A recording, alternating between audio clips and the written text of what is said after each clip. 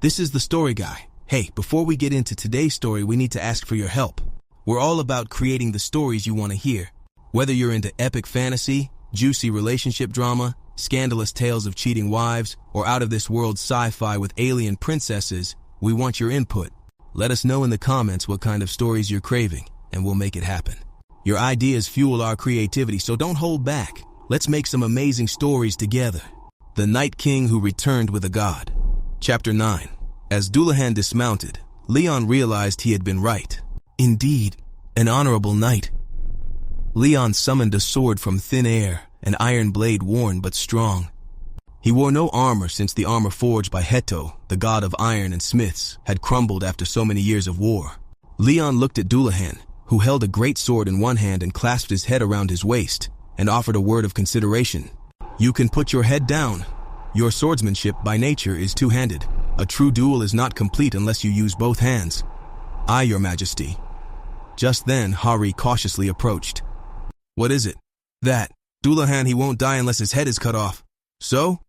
How the hell are you supposed to defeat Dulahan without cutting off his head? It doesn't matter. It's a knight's honor to fight to the death. No, so he won't die? After thinking about his words, Dulahan left his head to the skeletons and gripped his sword with both hands. First Knight of Ariana, Goddess of Light and Justice, Grand Duke of Dragonia, and King of the Lionheart, I grant the honorable knight the challenge. No sooner had the anachronistic introduction and misplaced proclamation ended that Dulahan, who had closed the distance in an instant despite his creaking armor, slashed down with his great sword. There was a dizzying thud, but Leon was unscathed, as blade after blade pushed against each other in a power struggle. Leon's sword was an ordinary longsword. Dulahan's sword, on the other hand, was a great sword that could have been twice that size, but even with the advantage of the top-heavy stance, Leon doesn't flinch. What power? In terms of power, Leon was overpowering Dulahan. In fact, he's the one with the advantage in this situation. Dulahan puts his hand on the blade of his sword, ready to strike. But in the blink of an eye, Leon sidesteps the blade, and in a flash, he's driving his sword into Dulahan's chest with a quick burst. One strike.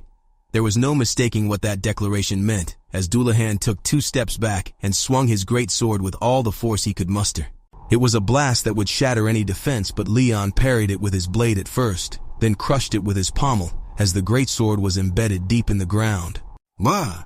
In the next moment, a kick strikes Dulahan in the chest.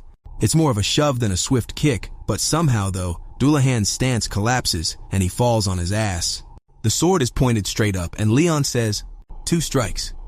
Watching the sequence, the hunters didn't understand what had just happened. Leon's kick looked more like a light shove, and yet Dulahan's stance collapsed. To the casual observer, it would have looked like Dulahan was letting Leon off the hook. What the hell just happened? It's great. Hari? Of all of them, Hari was the one who had understood what happened. She's been training with a sword for a long time, as an aspiring kendo player since she was a child. You'd think that since it's a sport of boxing and swordsmanship, she'd just need to be good with her fists and swords. But in any martial art, there are certain things that are emphasized, like how to shift your center of gravity and how to move your lower body. Whether it's throwing a light jab or parrying a hit, it all starts with the lower body's center of gravity. And what Leon did was to disrupt that center of gravity. At first glance, it looks like he's concentrating on his right foot, which is the one that's doing the kicking, but it's actually his left foot that's on the ground, and he's using his magic to create a pocket in the ground that creates a small vibration in a 2.5-meter radius. A technique that shakes the ground with just the force of the footstep. It's a double-edged sword, as it disrupts your opponent's stance, while also disrupting your own, but Leon did it so effortlessly and broke Dulahan's stance. The kick for the person with a collapsed center of gravity is nothing more than a slight push to the person standing at the edge of the cliff. It was an intricate technique, but he had executed it effortlessly in such a short time. Regain your stance. Dulahan limped back to his feet. Knight Dulahan was a knight who sought honor and glory. He was cursed by the commander mage to lead an army, but now free of his bindings. All he can do is stay in this unknown place and repel invaders. Repeating that task, he commanded an army to repel the invaders again. Some of the invaders were strong, but none were great. Excellent, except for one man, the one who called himself Leon Dragonia Lionheart, and he boldly demanded a duel as a knight. It had been a long time since someone calling himself a knight asked for a duel, but it was most likely a ploy to get out of the predicament he's in.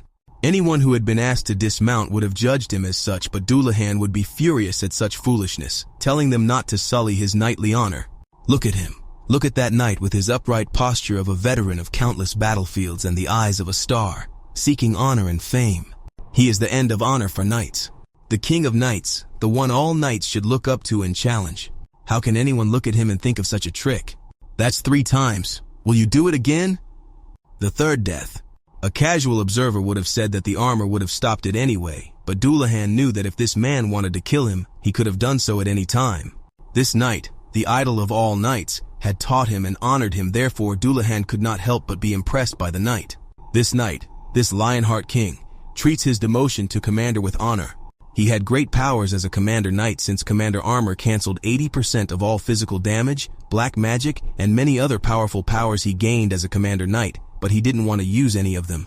He just wanted to be a knight, straight and true, clashing sword to sword, without any sorcery. Again and again, again and again, he wanted to cross swords with this man, just as he had done with other knights of renown who had once roamed the world with honor but are now forgotten. 10 times. Your swordsmanship is becoming more and more sophisticated. Have you managed to retrieve your memories? Dulahan realized the knight's intentions. He was treating him as a knight, not as a wretched servant of a warlock, and restoring him to his glory days. What more can you do, knight? Dulahan had the skeletons bring him his head, then he dropped to one knee and offered it up. It was the perfect surrender, putting himself at their disposal. Excellent. I am pleased to see your honor restored. Leon placed his hands on Dulahan's head with both hands and spoke in a pious voice. I will pray for you. If there is a God you believe in, may he give your soul rest. If not, may the goddess guide you to the edge of the garden. No matter how long he spent killing or how many times he fought without honor. May we meet at the table of the gods, fine knight. Dulahan was overwhelmed by this knight who treated him as a knight, prayed for him, and blessed him. Let there be light. Leon's hand glowed and Dulahan sensed the warm glow guiding him. In his final moments, Dulahan destroyed all the skeletons and bowed in worship to Leon. Glory be to Leon Dragonia Lionheart. His silent reverence echoed through the dungeon. Dungeon boss commander Knight Dulahan has fallen. Normally that's not the end of the story, because even after defeating the boss, if there were any monsters left, you'd need to take some time to clean them up. He kept his promise. Gee, he really did. End it in a duel. In his final moment, Dulahan destroyed the skeleton's army with his own will. Sincerely subdued, he bowed to Leon in worship, accepting his fate. What was that light just now? I thought he said, let there be light. Isn't that divine power? There is no divine power among the awakened. Even the survivors, who have claimed that gods exist, have been unable to provide evidence of their existence. But the power that Leon had just used to cleanse Dulahan once and for all was inexplicable unless it was the holy power of the gods, the natural enemies of the undead and demons of novels and comics. If you have such a skill, why don't you use it? Hari couldn't say it out loud, but she said what anyone would have thought. Then this honorable knight will meet his end as a commander. To remind Dulahan of his knighthood? To accept his own death. A knight is by nature a man of honor and reputation. Honor comes from deeds, and deeds come from the discipline of the will. A noble knight would have done just that.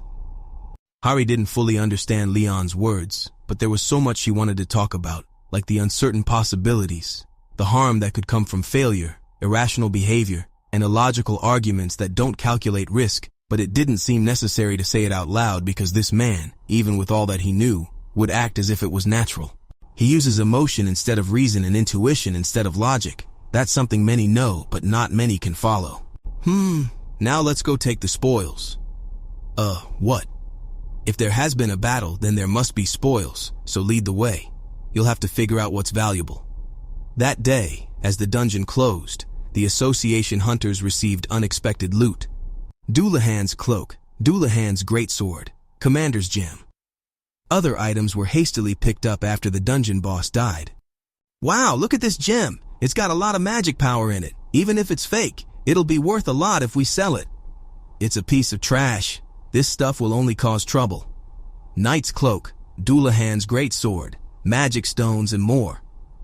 Although there was some commotion during the looting process, the clearing of the Hunan Plains Gate was a success. Not only did they cleanse the plains of miasma pollution and perfectly handled the scarlet-ranked gate, They also witnessed an incredible miracle in the form of the blessed rice. The Firebird Guild and Yongwan gritted their teeth and returned home, but for now, it was time to celebrate with everyone. However, the problem came from an unexpected source. Your Majesty, don't you have to pay taxes? Uh-huh.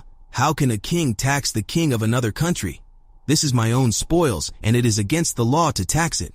Ah, no, you don't have to pay the tax in cash. You can substitute the tax with a magic stone from that loot. Kings don't count coins. How can you argue with a king about what lesser men should do? Then, Your Majesty, what shall we report to the president? There is nothing to report. It is better that we respect each other's honor. You mean you won't pay a penny in taxes? Stop talking about coins. It's demeaning.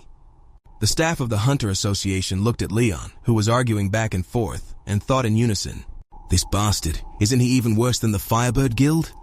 Yes,